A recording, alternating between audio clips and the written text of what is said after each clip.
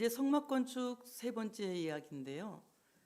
참 길다는 생각이 좀 들어가지 않습니까? 그러나 기초 공사가 좋으면 집이 든든하게 잘 세워지는 것처럼 여러분이 이 성막 건축 준비를 잘 배우면 모세 성막에 대해서 좀 더 아주 쉽게 이해할 수 있고 또 더 크게 은혜를 받을 수 있다고 여겨집니다. 하나님께서는 계속하여 그들에게 이러이러한 예물을 가져오라고 말씀하셨어요. 그러니까 아무거나 필요 없는 거 막 이것저것 갖고 오라는 것이 아니라 하나님이 꼭 쓰시고자 하는 것을 갖고 오라고 품목을 정해 주신 거예요. 그 중에 하나가 무엇이냐면은 조각목이라고 하는 나무입니다.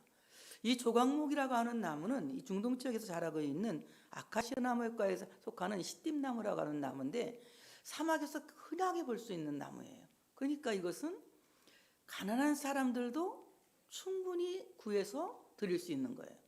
그러니까 하나님께 예물을 드린다고 하는 것은 돈 있고 부한 사람들만 내는 것이 아니라 또한 생활에 여유가 있는 사람들만 내는 것이 아니라 하나님께 드릴 수 있는 마음만 있으면 누구든지 할 수 있는 것은 다 있다. 그것이 뭐냐면 조각목은 사막에서 누구나 쉽게 구할 수 있는 것이기 때문에 이것은 모든 사람이 하나님께 봉헌하는 일에 동참할 수 있게 된다고 하는 겁니다.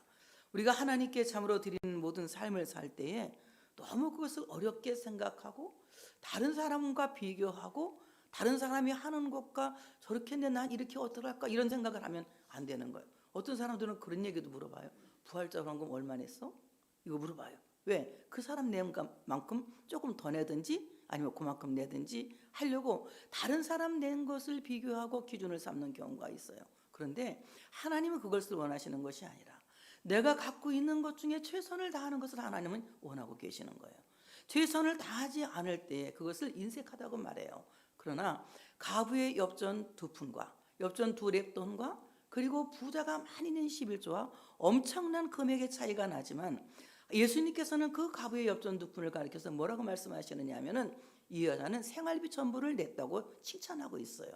하나님께 드리는 예물은 참으로 많은 것을 내가 부담스럽게 내는 것이 아니라 내가 할 수 있는 능력 안에서 하나님께 드릴 수 있는 것을 최선을 다하여 주님을 사랑하며 드릴 때에 하나님은 그것을 기쁘게 받으시고 아름답게 받아 연락하신다고 하는 사실을 믿으시기를 축복합니다.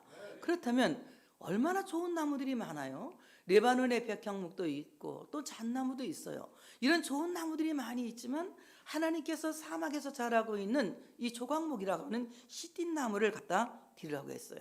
근데 이 시띠나무라고 하는 나무는 굉장히 볼품이 없어. 사막에서 모진 바람과 모래 세례를 받으면서 굉장히 거친 사막에서 자랐기 때문에 이 나무 껍질이 굉장히 두껍고 또 굉장히 모양도 볼품이 없는 그런 나무예요. 그런데 겉모양이 그렇다고 해서 속이 그렇지는 않거든요. 그래서 우리는 항상 사람의 겉을 보고 사람을 판단하고 외모를 보고 그 사람을 평가하지요. 그러나 하나님은 외모를 보고 사람을 평가하는 것이 아니라 그 사람이 갖고 있는 중심을 보시고 그 사람을 알아보시는 거예요.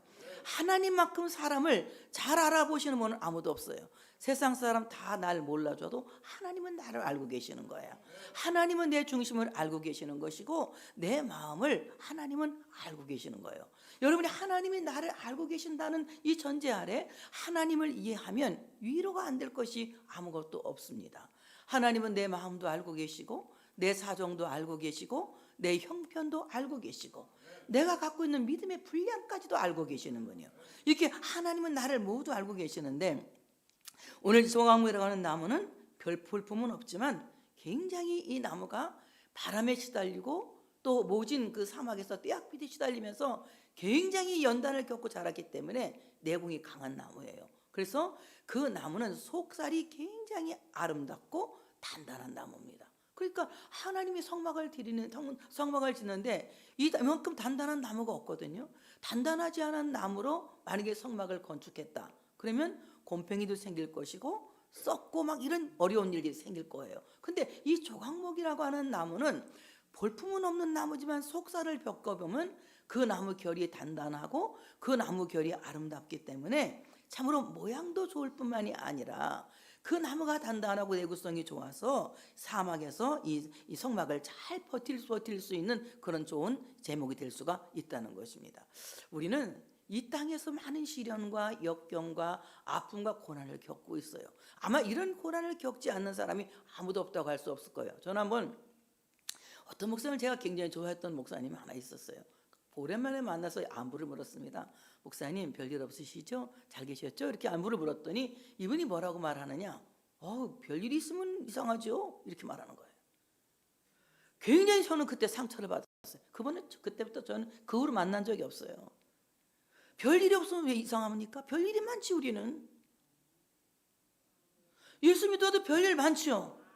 넘어지기도 하고 다치기도 하고 사업이 안 되기도 하고 많은 만고풍상을 겪으면서 우리가 이 땅을 살고 있는데, 믿음이라고 하는 것은 하나님을 바라보면서 삶을 견뎌내는 거거든요. 그리고 참아내면서 오직 하나님 중심으로, 그럴수록 하나님을 더 의지하고 그럴수록 하나님을 더 의지해서 참으로 큰 복을 받은 것을 누가 말하고 있어요? 믿음의 선진들이 말하고 있습니다. 많은 고난 중에서 그 고난을 견디고 아픔을 견디고 그 모든 슬픔을 견디면서 믿음의 내공이 점점 강해지는 거예요. 그러면 그럴수록 하나님을 더 의지하고, 그러면 그럴수록 하나님을 더 사랑하고, 그러면 그럴수록 하나님께 더 가까이 나가는 믿음을 가짐으로 말미암아 그가 마치 조각목의 속살처럼 점점 단단해지고 점점 아름다워지고 점점 참으로 아름다운 하나님의 제목으로 성장하여 간다고 하는 것입니다. 이와 같이 참으로 우리가 하나님 앞에서 많은 어려움을 견디고 고통을 견디고 있었지만 이것 또한 견딜 수 있도록 믿음 주신 하나님의 은혜예요. 참을 수 있도록 도와주신 하나님의 은혜입니다. 내가 믿음이 좋아서 견디는 것이 아니고, 내가 참을성이 많아서 인내하는 것이 아니라 하나님께서 인내할 수 있도록 성령님이 나를 도우시고 나에게 함께 하셨기 때문에 인내할 수 있었던 것이거든요. 이 모든 것들을 하나님의 은혜로 비춰볼 때 감사하지 않을 것이 아무것도 없다는 것입니다.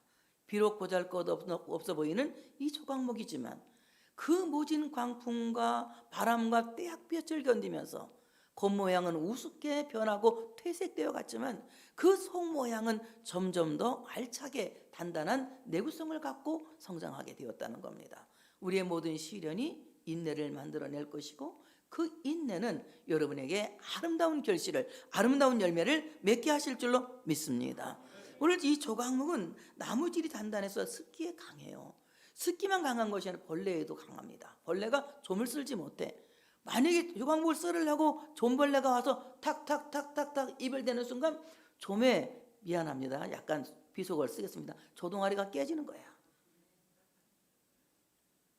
뭐라고? 누구의? 좀벌레의 조동아리가 깨지는 거야. 왜?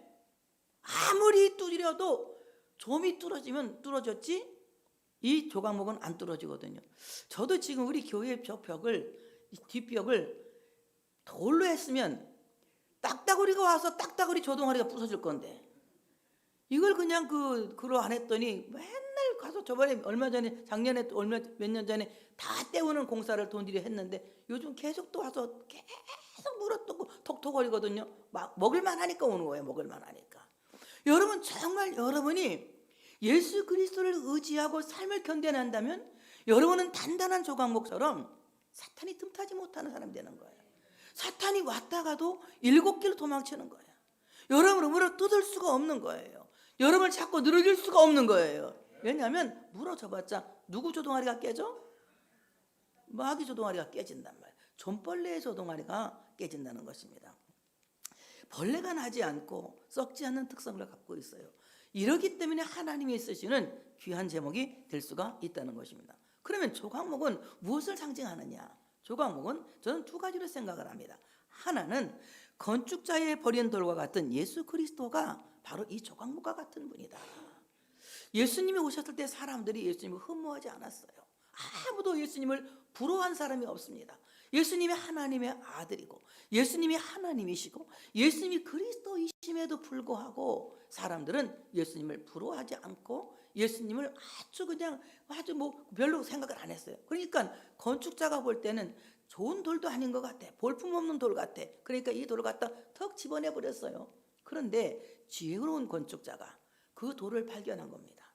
그 돌을 발견해서 어디에 썼느냐? 짐 모퉁이 돌로 쓴 거예요. 이 집의 역사를 말할 수 있는 집 모퉁이들로 그 돌을 쓴 것입니다. 이 지혜로운 건축자는 누구십니까? 하나님이세요.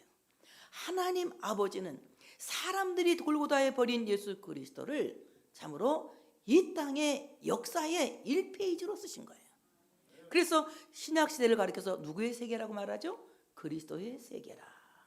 그리스도의 계보로 말미암아 참 신약시대가 이어진 것이고 바로 이 하나님의 나라가 이어졌다고 하는 것입니다.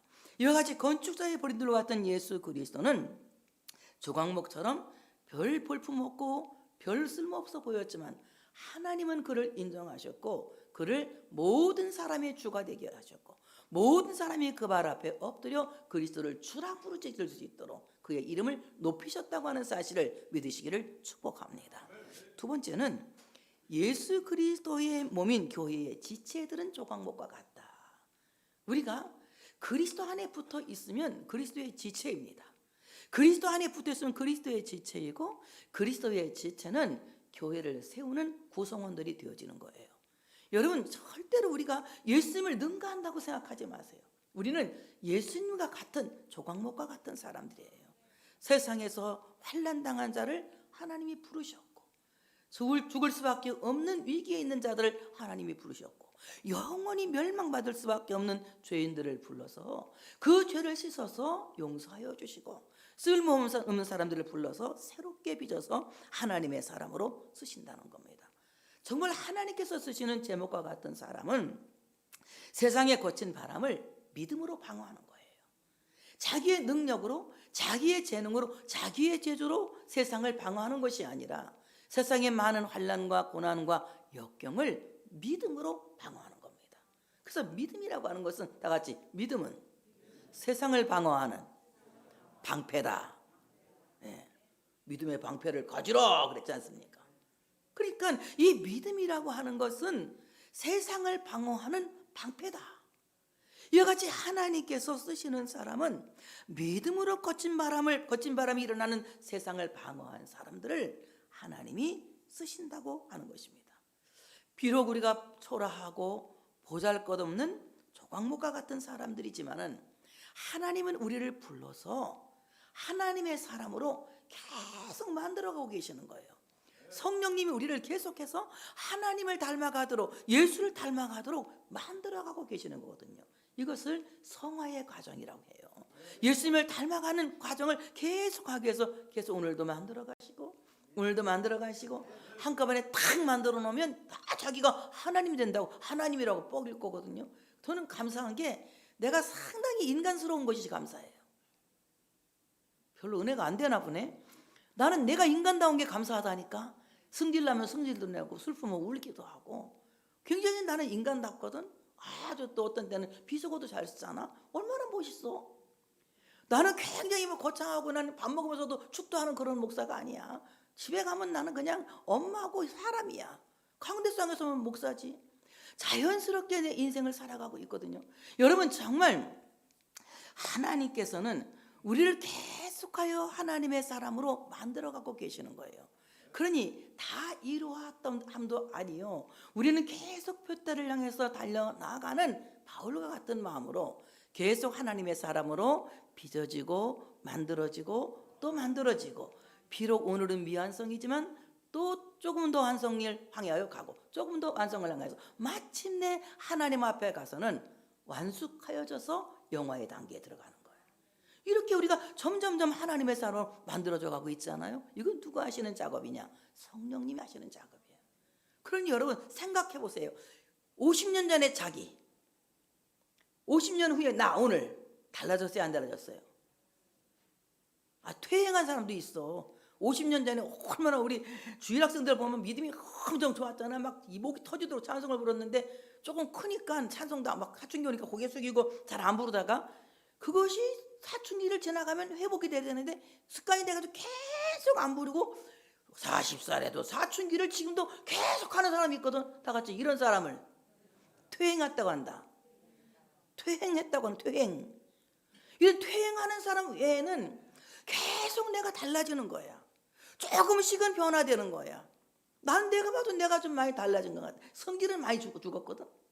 많이 주고. 그러니까 자꾸 내가 달라지는 거예요. 그러니까 우리가 하나님 앞에서 성령 안에서 다듬어져서 하나님이 기뻐하는 사람으로 계속하여 다듬어지고 만들어지는 하나님이 쓰시는 귀한 제목이 되어져야 된다고 하는 사실을 믿으시기를 축복합니다. 그래서 하나님은 이 볼품없는 조각목을 택해서 천지 만물을 창조하신 그 창조의 손으로 우리를 새롭게 빚으시고 새롭게 창조하셔서 하나님의 제목으로 다듬어가고 계시는 과정이라고 믿는 여러분 되시기를 축복합니다. 두 번째는 향품을 쓸 예물을 향품을 갖고 오라고 하거든요. 등류와 관유에 드는 향료와 분향할 향을 만들 향품을 가져오라 해요.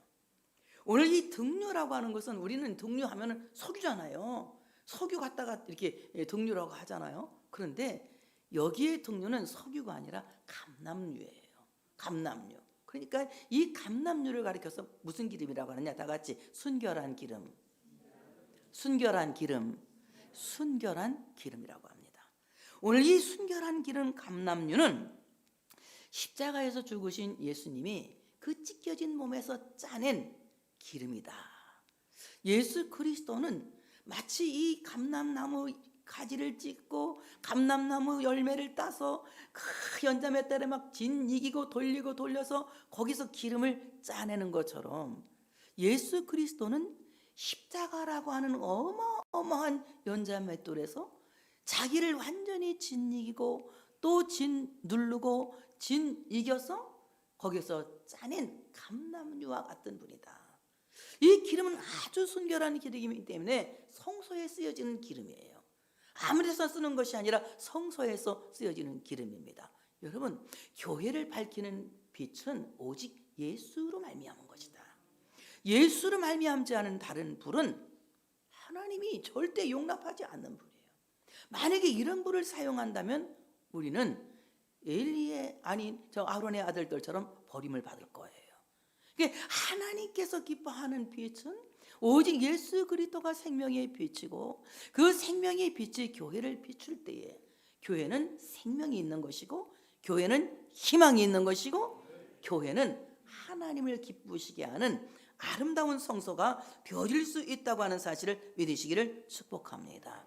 예수 그리스도는 십자가에 죽어서 그를 완전히 찢고 짓이기는 십자가에 죽어서 이제 3일 만에 부활하심으로 말미암아 생명의 빛이 되시고 교회를 비추는 세상을 비추는 세상의 생명의 빛이 되었다고 하는 사실을 믿으시기를 축복합니다. 두 번째는 관유라고 하는 기름인데요. 이 관유라고 하는 기름은 거룩한 기름인데 이 거룩한 기름은 이제 어디에 쓰는 거냐? 이건 굉장히 이 관유라고 하는 기름은 제사장의 머리에 붓기도 하고 또 이 관유라고 하는 기름은 이 모든 이 성물에 갖다 이렇게 잘 바르기도 해서 모든 것들을 구별하는데 쓰는 기름을 가리켜서 관유라고 그러거든요.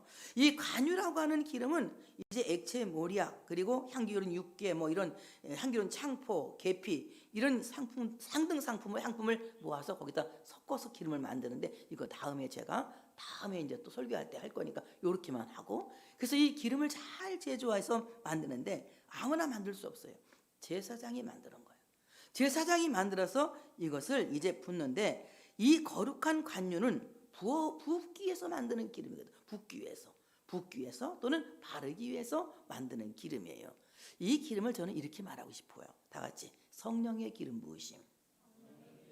성령의 기름 부으심. 하나님께서는 나사렛 예수에게 성령을 기름 붓듯이 부으셔서 메시아 사역을 하게 하신 거예요.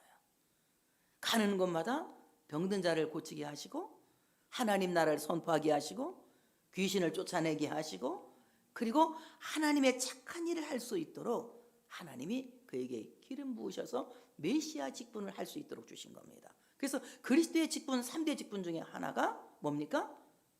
메시아 직분. 메시아 직분 3직분 중에 하나가 그냥 3개 다 말해봐. 왕, 제사장, 선지자. 이 세 분은 다 뭘 받아야 뭘 받아야 돼요? 기름 부음을 받아야 되는 거예요. 기름 부음을. 하나님께서는 예수님에게 성령을 기름 붓듯이 부어서 그를 왕이 되게 하셨고, 그를 선지자가 되게 하셨고, 그를 대제사장이 되게 하신 거예요. 그래서 그 직무를 감당할 수 있도록 하나님이 기름 부으심을 예수님에게 하셔서 메시아 직분을 감당하게 하셨거든요. 근데 그 기름 부으심은 오순절 마가다락방에 누구에게 부어주세요? 예수 그리스도를 믿는 모든 만민에게 부어주시겠다고 하신 약속이 누구에게 먼저 부어졌습니까?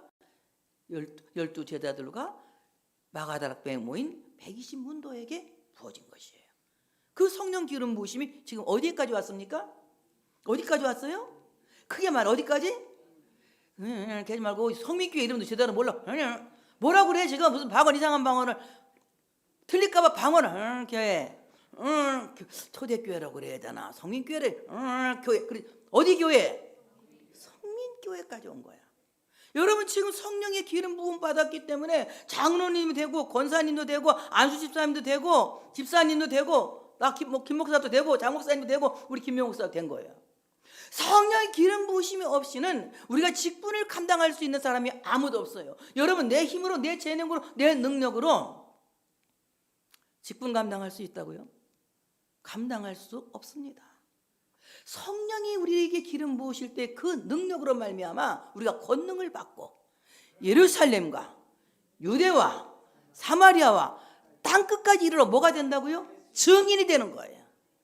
이 증인의 직분을 감당하는 순교자의 직분을 감당할 수 있는 사람은 성령의 기름 부으심이 있는 사람이라는 거예요. 그래서 오늘 이 거룩한 관유는 이제 하나님께서 택하신 하나님의 백성들에게 기름을 부으신다는 겁니다.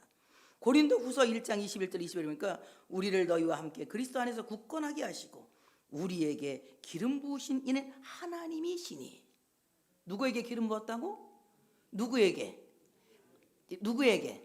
나와 너에게. 우리는 복수를 써야지. 누구에게? 나와 이분에게, 나와 이분들에게 하나님의 기름을 부으셔서 우리에게 인치시고 보증으로 우리 마음에 성령을 주셨다 그랬거든요. 그래서 이 성령을 주심으로 말미암아 사명을 감당하게 했다는 거예요.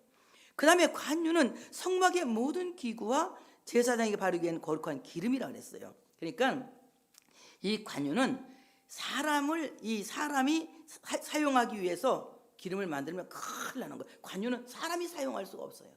사람이 이 기름을 사유할 수가 없다는 거예요. 왜냐하면 이 기름은 지성물에만 바르는 거예요. 하나님이 뽑아서 선택해서 구별한 지성물에만 바르는 거예요.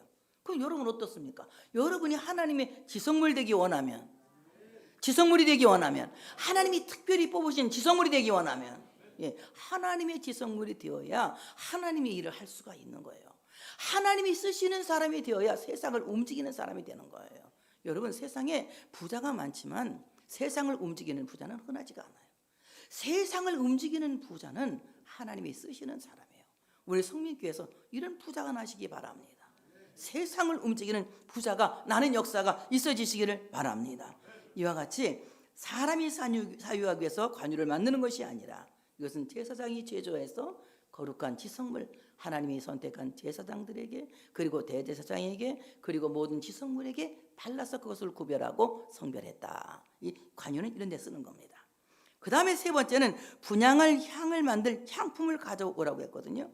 분향단에 피울 향재료를 갖고 오라고 했는데요. 소야향, 나감향, 풍자향, 유향 이렇게 갖고 오라고 합니다.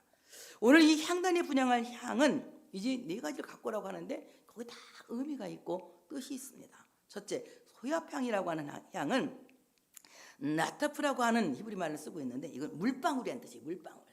물방울. 왜냐하면은 이 떼죽나무라고 하는 그 나무에서 이게 딱 흠을 내면 거기서 눈물방울 마냥 방울방울은 빠르지, 그치? 방울. 정말 드물게 떨어지는 이 방울을 받아서 만드는 이 향품이 바로 이 소야향이라고 하는 향이거든요. 오늘 이 떼죽나무는 무슨 나무냐면 모세의 지팡이 나무예요. 모세의 지팡이 나무. 그러니까 모세의 지팡이 나무는, 모세는 그 지팡이를 들고 모세 율법을 갖고 이스라엘을 다스렸습니다. 예수 그리스도는 십자가 지팡이를 들고 천하 만민을 통치하고 세계를 주관하시는 만왕의 왕이 되신 거예요. 예수 그리스도의 십자가는 떼죽나무 지팡이가 아니라 십자가 지팡이입니다. 그런데 오늘 이 모세의 지팡이 떼죽나무에서 아주 드물게 떨어지는 눈물방울과 같은 그 물방울과 같은 그 향을 받아서 이걸 가지고 이제 참으로 그 수액을 추출해서 고가의 향료를 만들게 되는데, 오늘 참으로 하나님께 드리는 이 소약향은 예수 그리스도의 십자가에서 쏟아진 그리스도의 눈물, 그리스도의 물, 그리스도의 피, 그가 만들어낸 향이라고 하는 사실을 믿으시기를 축복합니다. 예수님께서 십자가에서 쏟으신 눈물은 그리스도의 향기예요. 예수님께서 십자가에서 쏟으신 그 물은 세상을 살리는 향기입니다. 예수님께서 십자가에 쏟으신 그 피는 인간의 죄를 사유하시는 향기입니다. 그래서 그리스도를 가리켜서 다 같이 그리스도는 향기라. 그리스도는 우리의 향기가 되시는 거예요. 마치 눈물방울 한 방울 한 방울 떨어진 것처럼 예수 그리스도 십자가 나무에서 떨어진 물과 피는 죄인을 구속한 속량의 피값이다. 그래서 오늘 아주 굉장히 고가죠. 여러분, 예수님의 피를 값 주고 살 수 있습니까? 없습니까? 없어요. 그래서 그 피값을 무슨 그 피값의 값을 뭐라고 말하지? 다 모르네. 허블나게 얘기를 엄청 많이 했는데 수도 없이 내가 막 수십 년간 얘기했는데 또 모르네. 예수님의 피값을, 그 값을 뭐라고 말해? 뭐 입에다 뱅뱅 도는데 말했다가 틀릴 것 같으니까. 뭐래? 은혜지, 은혜. 은혜 돈 주고 사 못 사? 못 사잖아. 그러니까 예수 그리스도의 피값은 무슨 값이다? 은혜가 값이다. 돈 주고 산다 못 산다? 못 산다. 그래서 하나님의 은혜가 아니고는 우리는 아무도 구원받을 수가 없고, 하나님의 은혜가 아니고는 아무도 그리스도의 향기로 살 수가 없는 것입니다. 그래서 예수 그리스도는 우리를 참으로 구원하시는 최고가의 피값으로 우리를 구원하신 향기다. 그 향기의 고가의 이름을 뭐라고 한다? 은혜라고 한다. 그 다음에 두 번째는 나감향을 이제 갖고 오라고 합니다. 나감향이라고 하는 이 나감향은 껍질이라고 하는 뜻이거든요. 껍질. 뭔 껍질이냐? 이건 나무 껍질이 아니라 조개 껍질. 뭔 껍질? 조개 껍질. 홍해 바다에 서식하는 이 조개들이 막 살다가 죽으면 무덤처럼 이렇게 쌓인대. 바닷가에 나와가지고 확 쌓인대. 그러면 그 무덤에 나온 이 조개 껍질이 악취가 나야 되잖아, 원래는. 근데 악취가 나지 않고 그것이 막 쌓여서 오래오래 되면 그것을 가서 잘 갈아서 빠면 그야말로 기가 막힌 향기가 나온다고 하더라고요. 그래서 저는 무슨 생각하냐, 이 나감향이라고 이 향기는 자신을 십자가에서 부서뜨리고 십자가에 죽으신 예수께서 부활하신 그 무덤에서 나온 생명의 향기다. 이 향기를 하나님께 갖고 오라는 거예요. 여러분, 하나님께 우리가 봉헌할 수 있는 것은 부활의 신앙이에요. 예수 그리스도의 부활을 믿는 부활의 신앙이 없으면 여러분, 아무리 좋은 것을 많이 드린다고 해도 그 예물은 그건 우상의 제물과 똑같은 거예요. 예수 그리스도의 부활을 믿는, 십자가 복음을 믿는 그것이 전제가 되었을 때 내 몸도 하나님께 향기로운 제물이 되는 것이고, 내 삶도 하나님께 향기로운 제물이 되는 것이고, 내 기도도 하나님께 향기로운 제물이 되는 것이고, 내 찬양도 하나님께 향기로운 제물이 되는 것이고, 내가 봉헌하는 헌금도 하나님께 향기로운 제물이 되는 거예요. 그러니까 하나님께 드리는 이 봉헌은 그리스도의 부활을 믿는 신앙의 사람들이 드릴 수 있는 헌신이다. 이렇게 드릴 때 하나님이 그 헌신을 기쁘게 받으신다고 하는 사실을 믿으시기를 축복합니다. 세 번째는 풍자의 향이에요. 풍자향. 이 풍자향, 히브리어 헬베네라고 하는 말인데 이 말은 무슨 말이냐? 풍성하다, 기름지다, 또는 젖을 낸다 이런 뜻을 갖고 있거든요. 그러니까 오늘 이 풍자향은 굉장히 풍성하고 풍성한데 이 풍자향은 페르시아 북부 등지에서 자생하는 이 미나리과에 속하는 다년생 풀, 이 밑동에서 잘라내면 노란 물이 뚝뚝 떨어진다고 하더라고. 뭐 책에서 보고 그림만 봤어. 그리고 쫙 잘라내고서 노란 물이 조금씩 툭툭툭 떨어지는데 마치 그것이 젖액과 같아가지고 젖을 낸다 뭐 이런 뜻을 그렇게 말하나 봐요. 그러니까 굉장히 끈끈한 고무수지라고 그러니까 끈적끈적한 이런 향료예요. 오늘 정말 이 풍자향은 향이 너무 강하고 막 독한 냄새가 나는데 그냥 혼자 있으면 너무 독한데 다른 향, 아까 갖고 온 향품이 첫째 뭐라 했지? 첫 번째 갖고 온 향품이 뭐지? 어? 아까 했잖아 물방울. 물방울. 그래 물방울. 그래 물방울 좋아. 물방울 향기 또.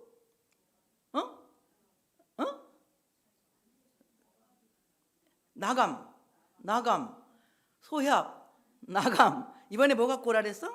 풍자향 갖고 그랬는데 이 풍자향은 그냥 내버두면 너무 독해 냄새가. 근데 이 갖고 온 나무 향기와 같이 섞어서 혼합을 하면 향기가 오래 가고 너무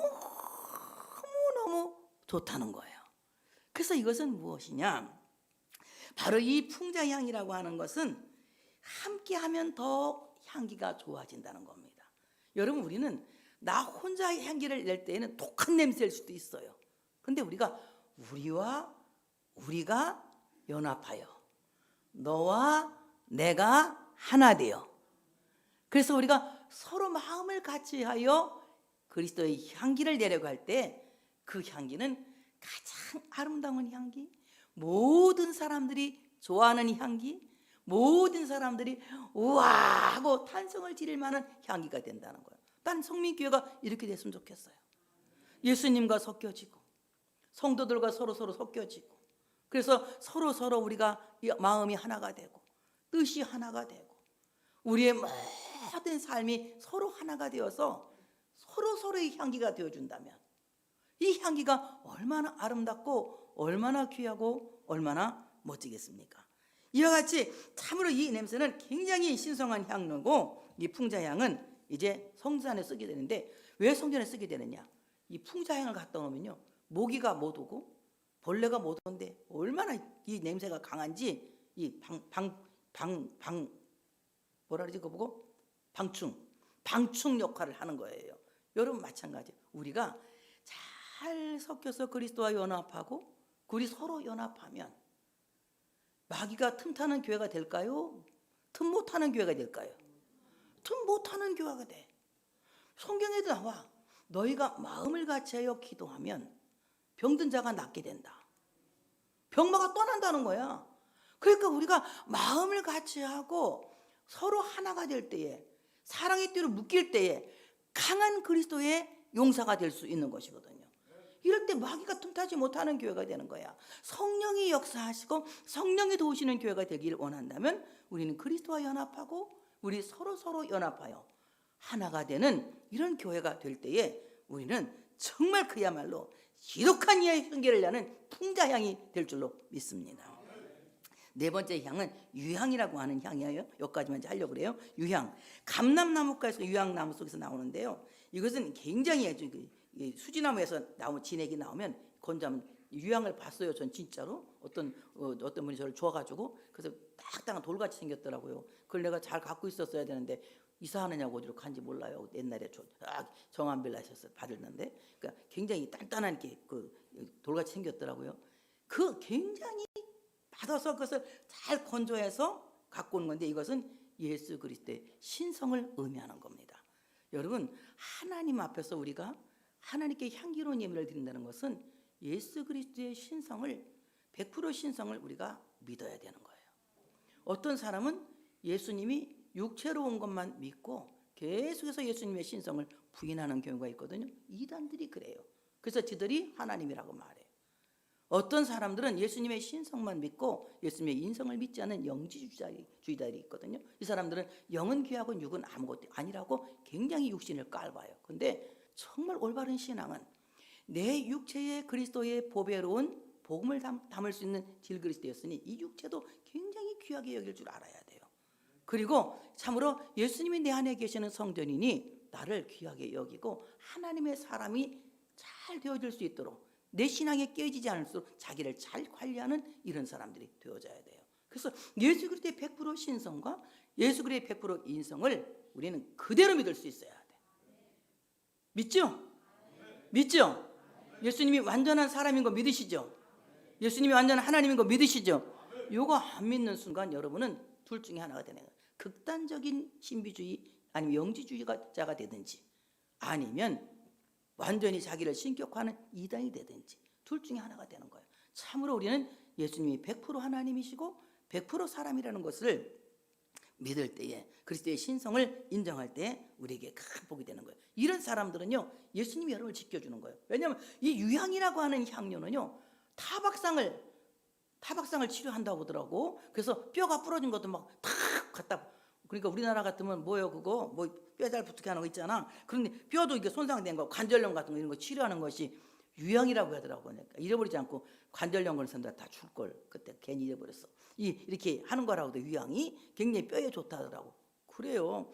예수 그리스도의 신성과 예수 그리스도의 인성 100% 인성 100% 신성을 믿으면 우리 신앙의 뼈대가 단단하게 서는 거야. 절대 흔들리지가 않아. 여러분 이게 하나님 예수 그리스도에 대한 신관이 안 흔들려야지만이 여러분이 이단에게 넘어가지 않는 거야. 예수 그리스도에 대한 인성이 흔들리지 않아야만이 여러분이 고난 중에도 참을 수 있는 믿음을 갖게 되는 거예요. 그 예수 그리스도의 신성만 믿고 인성을 안 믿으면 내가 겪는 모든 고난은 다 저주야. 그런데 예수 그리스도의 인성을 믿는 순간 그리스도께서 나를 위해서 고난을 겪고 당하셨으니 이 고난은 그리스도와 함께 잘 이겨낼 것이다 라는 믿음을 갖게 되는 것입니다. 그래서 오늘 유향이라고 하는 것은 그리스도의 신성을 의미하고 있다. 오늘 이 모든 향료들은 가만히 두면 무향이야. 가만히 두면 무향인데 향단에 올려서 태우면 향료가 되는 거야. 향유가 되는 거야. 그러니까 여러분 향연이 되는 향연 향 냄새를 풍기는 향연이 되는 거예요. 여러분 마찬가지로 여러분 가만히 있으면 무향입니다. 기도의 향단에 여러분을 드리면 향기가 납니다. 찬양의 향단에 여러분을 드리면 향기가 납니다. 아멘의 향단에 여러분을 드리면 향기가 확 납니다. 이러면 예배의 향단에 여러분을 드리면 정말 아름다운 예수의 향기가 발할 줄로 믿습니다. 그러므로 이 모든 향품은 똑같은 비율로 섞어서 만든다고 그래요. 어떤 걸 더 넣고 덜 넣고가 아니라 좋은 건 많이 넣고 나쁜 건 덜 넣은 것이 아니라 다 똑같은 비율로 넣어서 향품을 만듭니다.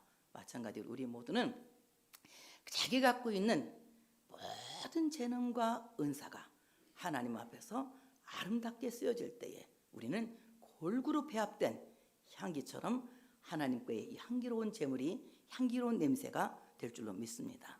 여러분 다 그리스도의 향기입니다.